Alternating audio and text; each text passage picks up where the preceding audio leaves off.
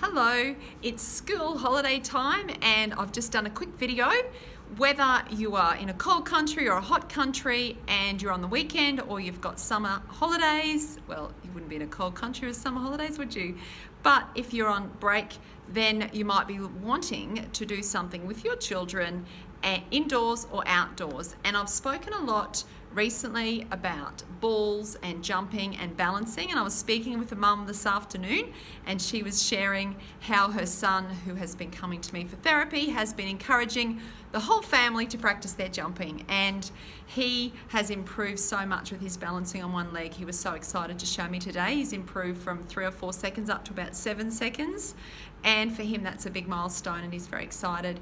And so I've just got a bit of a show and tell because I've been talking about different things and I often show parents when they're with me. So I'm just showing you this little ball here is excellent. It's soft and squishy, so if children are still learning pressure and that in their arms, not to peg it and throw it really hard at you, but to loop it underarm, and you're in an inside space as well, this is really good. And you can get these really inexpensively from the pet section. You just take out the noisy bell, and this is the expensive. You can see the difference, but it still it still works. This is an expensive therapy one. It's a bit harder, and the spikes are really good for that tactile sensory input, and yeah, different sizes. And this one you'd be encouraging the children to scoop up like a little nest with their hands and to catch and to throw underarm, as well as this one. And these obviously don't bounce. This one you're going to be encouraging them to bounce and catch with 2 hands, and often children will move all around the room, so you can put them in a hoop or a skipping rope or a chalk mark and encourage them to bounce and catch with 2 hands. And a lot of children will find it tricky to monitor how hard to throw the ball, so they don't want to throw it really hard that it bounces off, and they don't just want to drop it.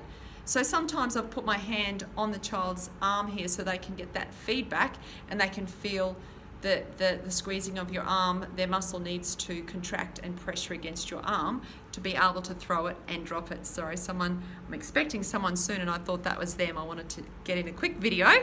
And so you can bounce and catch 2 hands, and that's really excellent. And then we've got the bigger balls, which are soft. You can use these with babies, toddlers, and also older children. And a lot of children I've been talking about, they'll catch to their chest. You want to encourage them to catch with their hands out and 2-hand catch and throw underarm if you're in an indoor space.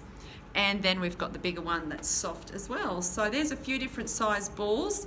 These ones you're wanting to learn to catch arms out and not to the chest. But for balance and stability, often children will want to take them to their chest. But developmentally, you're wanting to encourage them to for that eye-hand coordination, that visual tracking, which is tracking the ball with your eye and then using your hands to catch it. You really want to have 2 hands coming together and catching the ball before it hits your body. And then I've talked about jumping, and my little lily pads that I've had for years are gardening mats. So I've just got them on here today. These, I've got about 4 of these, and you can see they're 2-sided. Some children love the soft squishy, which is really just little non-slip suction adhesive things. And you can see the loops here. You can attach them to make one big rectangle, or you can keep them separate. And I often ask children, like today I had a young boy jumping across them, and the goal was to jump 2 feet together from lily pad to lily pad like a frog, or bending down like a kangaroo to jump across the grass. So you can use these, and these are just in your cheap shop, or you can cut out non-slip mat, or you can buy matting or rubber, like in Australia, Clark's rubber, which is actually a bit more expensive, but yeah, you can get these from your cheap shop. And then you can also get non-slip matting and trace around your child's hands and feet to make indoor obstacle courses, and then put them out on the ground, and they have to do their hand and do their feet in however you place them apart. And I've seen that in school hallways, which is really great. So when children are moving from class to class, they can have a bit of spatial awareness, motor planning, organisation of their body, and having to do left, right, foot and hands and different things as they're placed out in the hallway. And then this is from a recycle shop. You can get whole strips of this. I've got meters and meters of it that you can use for children to walk on and to balance, like heel toe walking, like on a balance beam, and it's good for their body awareness, which is then impacts on placing letters on a line and tracking for reading. And this is just a big strip of plastic, and you can have them for children to walk on the ground, obviously, and yeah, they can just be on the carpet or on the surface that you have. So that's a bit of show and tell, and most people would have seen these, but these are fantastic. This is just like a grip ball set you can get inexpensively as well. Great for children too, for their muscle development and strength in pulling them apart, and their coordination, their eye-hand coordination, which is so important for reading across a board, reading across a page. When you're learning to read with your finger, your eye and your finger and your mouth and your brain all have to work together to process looking what the letter is, knowing what its sound is, putting it together, following with your finger, reading with your eyes. Ball skills are fantastic for developing those preliminary skills of using your eyes and your hands together. So this is a grip ball. Lots of children love this, and I have it as a reward when I do therapy. A little boy has just finished using this, and it's often a great reward. They love it.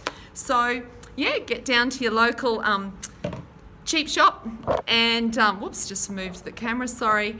And it's holidays, and have fun with your children setting up sheets and towels over chairs and over tables so they can crawl through and make tunnels. So you encourage them with their vocabulary and their language. Are we going to go through, under, on, over, around? And then as they develop and they understand left and right, are we going to the left? Are we going to the right? Are we going 3 steps to the left, 4 steps back? So you're developing that motor planning, which is really important when you're learning to form letters and doing your reading, writing and spelling. So have fun learning, playing and exploring and enjoying together. Thanks so much. Bye for now.